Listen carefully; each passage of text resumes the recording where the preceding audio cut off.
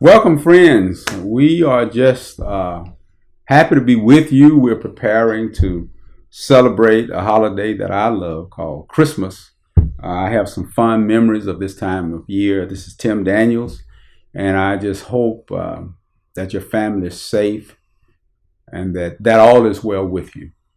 During the birth of Jesus Christ, there were those, when you read that story in the first part of the book of Matthew and then the book of Luke, there were those who showed the world great examples of courage and great faith. Mary, who was just a young teenager, probably about 15 years old, but she found herself being an unwed mother. And that were the rumors and that was the gossip. But she showed great courage and she held her head up because if nobody else knew what God was doing, she knew what God was doing. And sometimes in your life, things happen to you and people look at you and they judge you because they don't know what God is doing in your life. But Mary did, and she held her head up. So she showed great courage. Joseph, once God informed him of what was going on,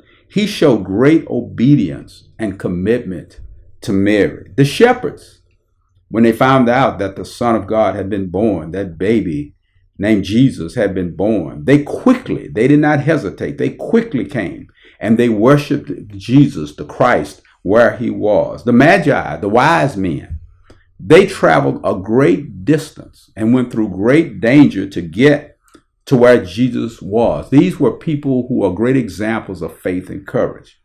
But there were a couple of people, one in particularly, who really were not heroes, but really they were villains. One in particular was Herod. When Herod found out about the baby Jesus who was being born, he acted with pride and arrogance. And where the wise men traveled a great distance to see Jesus, Herod wouldn't even leave the city and go a few miles to see him. Where the shepherds and the Magi celebrated the birth of the Son of God as a baby, Herod actually wanted to kill Jesus. And in fact, in the Bible, when he was told that the one who was born was King of the Jews, he couldn't even work himself up enough to call Jesus the king. Instead, he just simply said, go locate that child. And it's because he had pride, he had arrogance, and he believed that instead of Jesus Christ being his Lord, he saw Jesus as his competition. And that arrogance that he showed in the birth of Christ hurt a lot of people. Herod, when you study his life, historians say that he was a murderer. He actually murdered several of his relatives, including his sons, brother-in-laws. Anybody that he felt was a threat to his power, he would murder them and get them out of the way. In fact, a story is told that when he knew he was about to die, he gave an order so that the moment his death was announced, he gave that order to his soldiers. Kill a lot of the well-known leaders and famous people in the city so that people would grieve and the world would think they were grieving for him when in turn they were grieving for others. So he missed a tremendous opportunity. And another person that missed an opportunity was the innkeeper, who had a chance to invite that expectant mother into his place and give birth to Jesus.